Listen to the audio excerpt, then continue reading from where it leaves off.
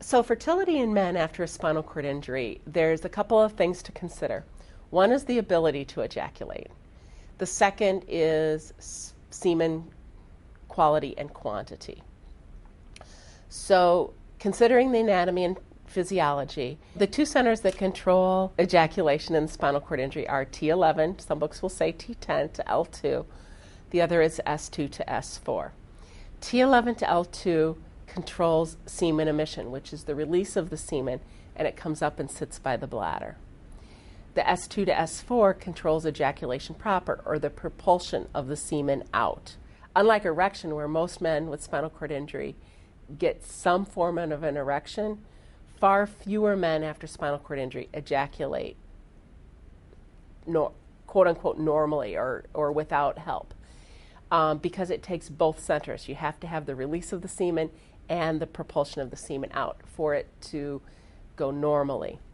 So if you read the statistics, less than 10% of men with complete spinal cord injury, complete being no motor, no sensation below their level of injury, ejaculate normally. Incomplete spinal cord injury, it's up as high as 70 to 80%. So what do we do to help if somebody doesn't ejaculate and they want to father children? Or what if they don't ejaculate and they just want to know what their sperm count is? So there's two procedures that are commonly done in the spinal cord population. One is vibratory stimulation. We take a massager, we flip the penis up on the belly, and we massage. What that does is it stimulates that S2 to S4 sacral arc reflex, and it stimulates ejaculate to come shooting out. That works on about 50 to 60% of the people we do it on. Because we're stimulating a reflex, it obviously works best on men who have reflexes after their injury. So it generally works best on people with upper motor neuron lesions.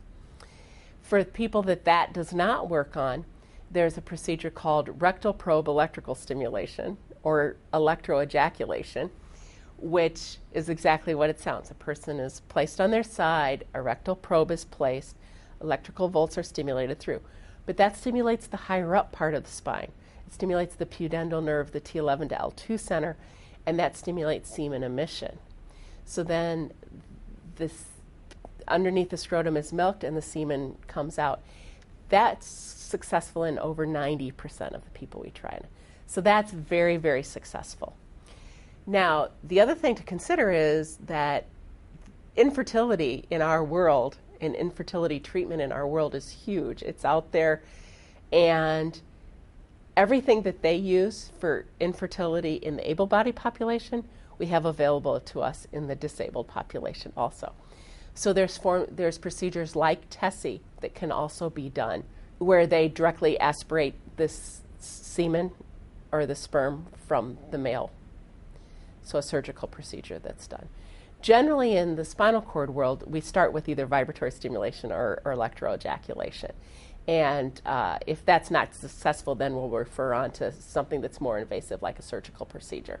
Sperm quality doesn't appear to be predictable by level of injury or completeness of injury. We do know that there's a tendency for sperm quality or quantity to go down after spinal cord injury. That's true for some people. Other people, their sperm quality or quantity doesn't decrease at all. The only way to know after a spinal cord injury is to collect a sample and have it analyzed. Now, the theories on why sperm quality or quantity may go down: is it hormone changes, trauma to the body? Is it poor temperature regulation so the sperm can't live? Is it antibodies? Is it frequent urinary tract infections, frequent antibiotics, the chronic medications? Is it that this happens in young men sometimes and we don't know if they went through a normal puberty or not, so we don't know if they would have had fertility issues with or without their spinal cord injury? So there's a lot to take into consideration. As a clinician, all of that's nice to know, but what I really need to know is I need to collect a semen sample and have it analyzed. And then, again, we can use all of the fertility things that are available to the able-bodied population to help improve semen quality if it is altered, and to help with pregnancy. Now, the other important thing to know is that these procedures that we do to collect the semen, they The vibratory stimulation can be done at home, and I can teach the significant other how to inseminate at home, and it can all be done at home. The electroejaculation needs to be done in the hospital clinic.